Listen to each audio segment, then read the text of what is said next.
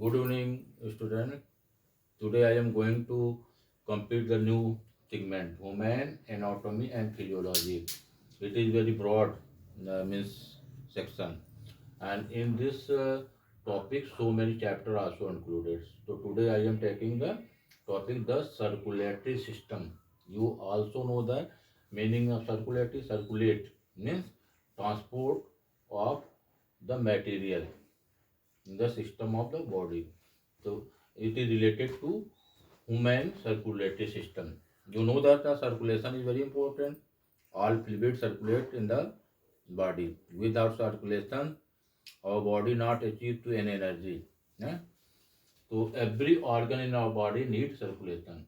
You also know that just as digestive system, respiratory system, excretory system, endocrine system. What is the function of uh, digestive system?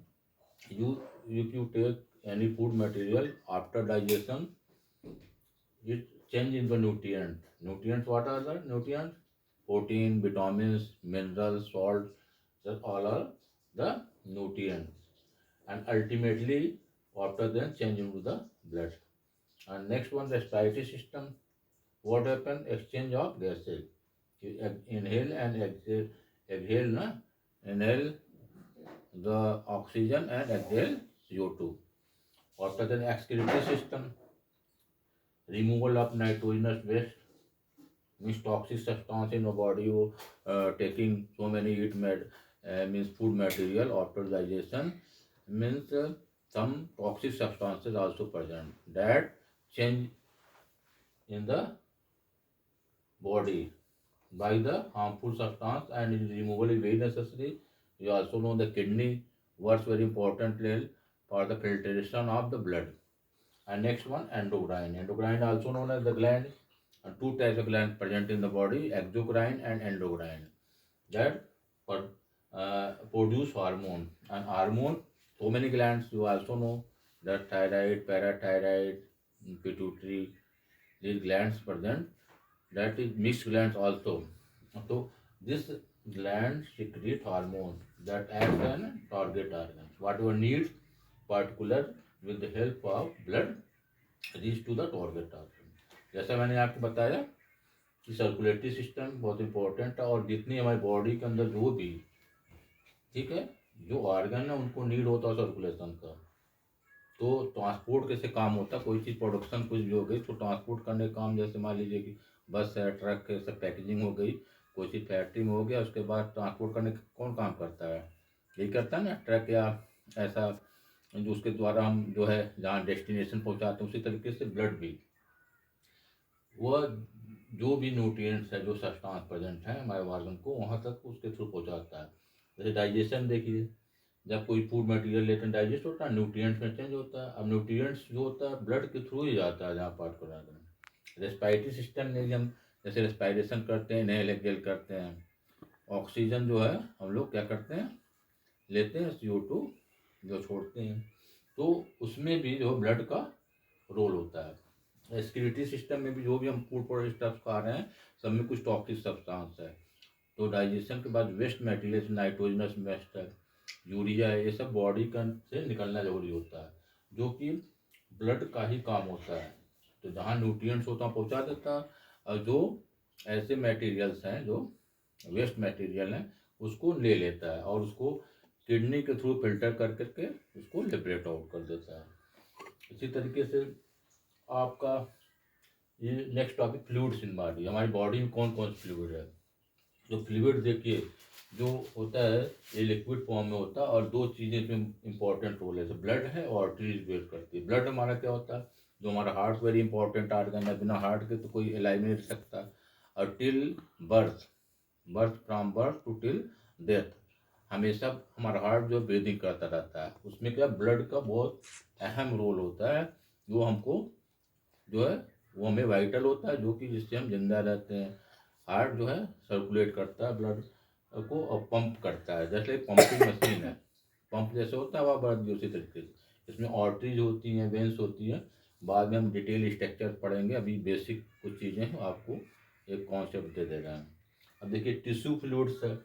तो tissue fluid क्या, space between cell इन organ से। बहुत सारे organ हमारे body में, excretory है, circulatory है, ठीक है, और आपका जो रिप्रोडक्टिव, सबके सिस्टम के ऑर्गन के बीच में गैप होता है, उस गैप में भी फ्लूइड भरी रहती है जो कि उसको प्रोडक्शन देती है, जर्क से उसे बचाती है।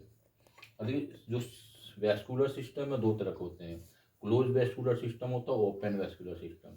क्लोज क्या होता है? Close vascular system higher animals पाए जाते हैं, सब लोग मैमल्स हैं।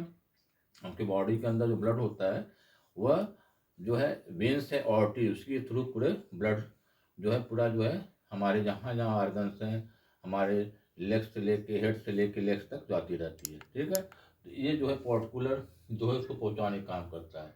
और जो ओपन होता है, ठीक है, वह जो है लोअर एनिमल पाए जाते हैं। आप इंसेक्ट, कीड़े मकोड़ों देखे होंगे, जैसे हमारा ब्लड लाल होता है, लेकिन कीड़े मकोड़ों को देखिए, उनको मारेंगे तो आपके अंदर ब्लड नहीं निकलेगा, वाइट सब्सटेंस निकलेगा, क्योंकि उनके अंदर हार्ट नहीं है और वह जो है स्पाइरिकल्स पाए जाते हैं। तो इसलिए उनके में क्लो, पूरे बॉडी के अंदर फ्लो होता रहता है लिक्विड। यही रीजन है कि उनका जो है ये ओपन होता है पूरा, और हम लोग में क्या होता है? क्लोज होता है। अब नॉन सर्कुलेटरी फ्लूइड्स होती हैं कुछ, ठीक, ये साइनोवेल फ्लूइड कहते हैं, विट्रस। ये कहाँ होता है? जो हमारे जितने ज्वाइंट्स हमारे बॉडी के अंदर है ना भाई, जैसे कि लेग में, हैंड में, शोल्डर्स में, हमारे नी में भी है। तो ये फ्लूइड्स होती बनी रहती है जो कि लूसिडिटी देती है।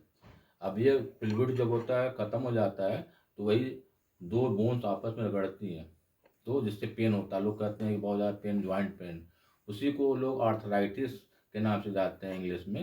ये मतलब बायोलॉजिकल है टर्म्स, और जनरली लोग कहते हैं गठिया कहते हैं। यही फ्लूइड कम हो जाती है वो, जिससे दो बोन आपस में रबिंग करती है। तो जानते हैं कोई चीज़ एक दूसरे से घिसेगी तो वह क्या होती है? वॉल्यूम कम होगा, जिससे लोगों में चलने में प्रॉब्लम होती है, बहुत सीवियर पेन होता है। तो ये फ्लूइड उसको लूसिडिटी देती है, जैसे ग्रीसिंग ऑयलिंग करते हैं किसी चीज़ की, मशीन में डालते हैं, इजीली चलने लगता है, उसी तरीके से ये फ्लूइड। और हमारे आई के अंदर भी रेटिना है, उसके अंदर क्या होता है? विट्रस लिक्विड भरी रहती है। ये हमें इमेज को बनाने में हेल्प करती है। ऐसे लोगों के आई साइड में ऑप्टिक नर्व्स होती है जिससे इमेज बनती है, तो ये फ्लूइड नहीं होगी तो ऑप्टिक नर्व्स ड्राई हो जाएगी, जिससे आँख में इमेज नहीं बनेगा तो धुंधलापन आ जाएगा। तो वही बाद में मायोपिया लोग पेशेंट हो जाते हैं, जिसको कहते हैं मोतियाबिंद हो गया, तो उसको ऑपरेट कराना पड़ता है। तो अब देखिए चीज़ें इतनी बताए। अब देखिए, अब आ जाइए प्रॉपर्टीज ऑफ ब्लड। ब्लड की क्या क्या मतलब प्रॉपर्टीज होती है? जानते हैं ब्लड हमारे वाइटल चीज़ है, इसके बिना हम तो जीवित रह नहीं सकते हैं। तो ए नेवर स्टेशन भी, मतलब कभी भी ब्लड एक जगह रुका नहीं रहता, हमेशा जीवन पर्यंत, जब से हम पैदा होते हैं मृत्यु तक ये पूरे शरीर में चलता रहता है। इसके रुकने का मतलब लाइफ रुक गया अपना, आदमी डेड माना जाएगा। कलर कैसा होता है इनका? ब्राइट रेड होता है। आर्टरी में देखेंगे तो ब्राइट रेड होगा, और वेन्स में होगी जो डार्क रेड होगी, ठीक है। तो और इनका टेस्ट कैसा होगा? साल्टिस होता है, और एल्कलाइन नेचर होता है। पीएच वैल्यू इनकी 7.3 से 7.45 होती है। आप अनुभव किए होंगे, कभी आपका कोई बॉडी पार्ट कट जाए, उंगली कट जाए, कभी आप उसको शक करते हैं तो कैसा लगता है? नमकीन जैसा लगता है ना। तो क्यों होता है? क्योंकि ये एल्कलाइन नेचर का है, सॉल्टिस है, और इसलिए ऐसा होता है इसमें। अब पीएच वैल्यू हमारे जो है बॉडी की हेल्थ को बताती है। अगर किसी का ब्लड का पीएच वैल्यू वेरी करता है तो उसके में बहुत सारी बीमारियां हो सकती हैं, ठीक है। अब आते हैं देखिए फंक्शन ऑफ ब्लड पे। तो फंक्शन क्या होता है ब्लड का? ट्रांसपोर्ट बाय ब्लड और प्रोटेक्शन बाय ब्लड। ट्रांसपोर्टेशन काम जैसा होता है कि जहाँ जहाँ नीड होती है जो प्रोडक्शन हो जाता है, चाहे हार्मोन्स हो, विटामिन कोई भी हो, उसको पार्टिकुलर साइट पे ले जाकर पहुँचाना काम होता है, तभी ना वो न्यूट्रिएंट प्राप्त करेगा हमारा ऑर्गन। और दूसरा प्रोटेक्शन बाय ब्लड।